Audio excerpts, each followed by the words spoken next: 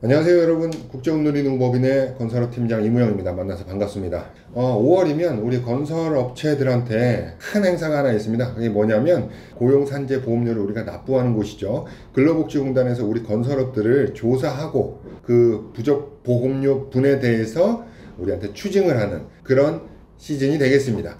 여러분들 가장 궁금해 하시는 게 뭐냐면 우리가 보험료를 잘 냈는지 못 냈는지를 판단하실 수 있게 그것 정도는 말씀드릴 수 있을 것 같아요. 자, 간단히 보시게 되면 일단은 3초 정리에 앞서서 여러분들이 조사가 나오게 되면 받게 되는 공문의 내용입니다. 여기 뭐 경인지역본부라고 되어 있는데 뭐 이렇게 각 지역본부라고 표기가 될 수 있겠죠. 그런데 전반적인 내용은 똑같으니까 이런 공문을 근로복지공단으로부터 받았다. 그러면 우리 회사 조사 시작됐구나. 이렇게 생각하시면 됩니다.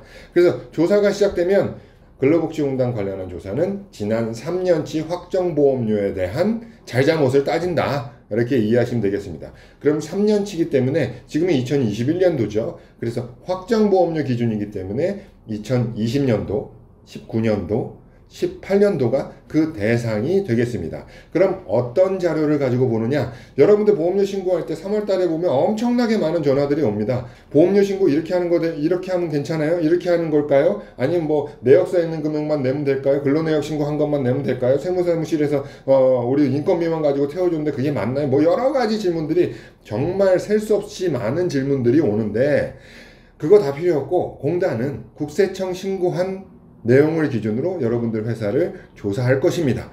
즉 지난 3년간의 매입과 매출에 대한 모든 세금계산서 내용과 플러스 인건비 처리한 내용을 여기 인건비는 사업소득도 당연히 들어가는 겁니다. 국세청 기준으로 공단은 샅샅이 살펴본다 라고 이해하시면 좋을 것 같습니다. 그래서 이렇게만 간단히 이해하시고 그러면은 고용산재보험료를 우리가 잘 냈는지 잘못 냈는지 3초면 진단할 수 있다고 그 내용에 대해서 한번 말씀드려 볼까요?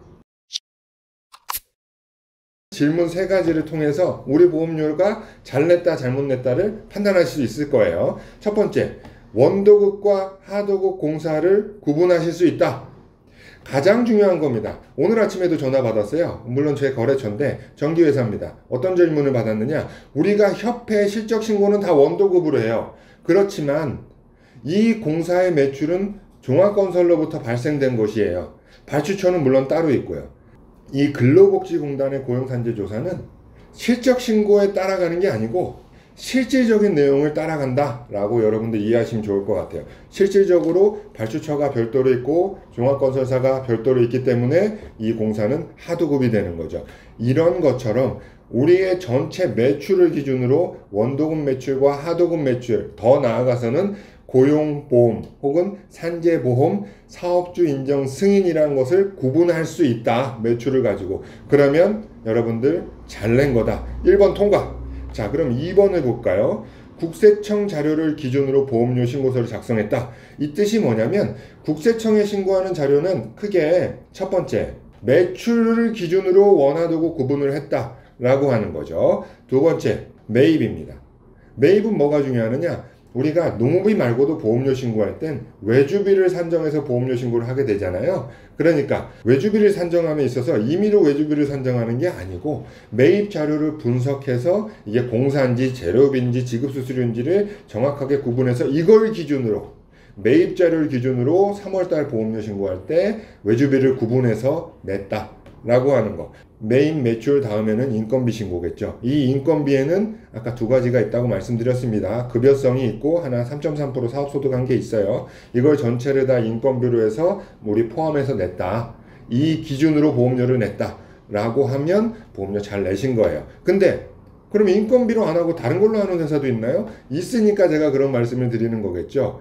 근로내역 신고한 걸 모아서 그걸 인건비화해서 보험료 신고를 한다든지 여러 가지 형태가 많아요. 어쨌든 우리는 국세청에 신고한 급여와 사업소득 같은 직접농업비, 간접농업비를 기준으로 우리 보험료 신고서를 작성했다라고 하면 우리 2번도 통과. 그리고 제일 중요한 거죠. 3번 보실까요? 보험료 산정 시 4가지 농업비를 모두 고려하여 신고했다. 여기서 말하는 4가지는 뭘까요? 우리 건설업의 농업비, 보수는 총 4가지가 있습니다. 그 첫 번째, 직접 농업비는 뭐죠? 일용직 인건비, 를 말씀드리는 겁니다. 직접 현장에서 일을 한 인건비, 일용직 인건비도 들어가지만 용역사무실에 세금계산서 끄는 거, 그리고 3.3% 하신 사업소득까지 직접 노무비에 들어가고요. 2번 간접노무비는 뭘까요? 우리 본사 근로자인데 현장에서 근무하시는 분들을 간접노무비라고 합니다. 간접노무비. 3번 외주노무비. 외주노무비는 앞서 말씀드렸다시피 세금계산서를 받고 우리가 아닌 타 업체한테 이 공사에 대한 일부를 우리가 맡겼을 때, 그리고 세금계산서 금액의 30%한 금액을 외주노무비라고 합니다. 네 번째 장비노무비죠. 이 장비노무비까지, 이 네 가지 노무비를 나는 다 알고 있으며 이거를 구분할 수 있다 라고 하시면 당신은 이미 전문가, 이거를 이해하셔서 보험료 산정을 하셨다 라고 한다면 모르긴 몰라도 여러분들이 일부러 줄였을지언정 잘못 산정하지는 않았을 것이다 라는 판단이 되어집니다. 마지막으로 한 가지 더 말씀드리고 마무리하도록 할 건데요. 세무사사무실에서 신고하고 있어요. 이게 무슨 뜻이죠?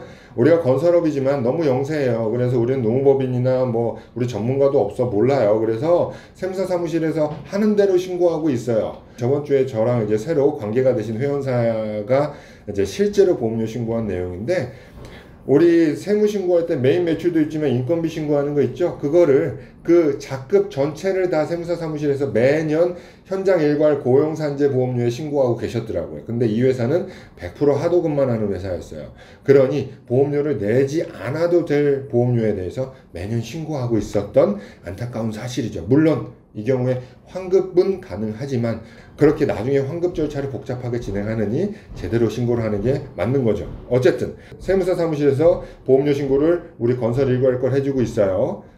모르긴 몰라도 99%는 땡 잘못했다 라고 단정 지을 수 있겠습니다. 그래서 오늘은 여기까지. 고용산재 보험료 조사가 나왔을 때 이 세 가지 내용을 여러분들 확인하시고 우리가 보험료를 그동안 잘 냈는지 못 냈는지를 확인할 수 있는 자료를 여러분들께 말씀드렸습니다. 다음 영상에서 이어서는 계속 고용산재 보험료 조사 나왔으면 어떻게 헤쳐나가야 되죠? 라고 하는 조사의 단계에 대해서 여러분들께 말씀드리겠습니다. 계속해서 내용이 궁금하시다면 구독해 주셔서 내용 확인해 주시면 감사하겠습니다. 이만 마치겠습니다. 감사합니다.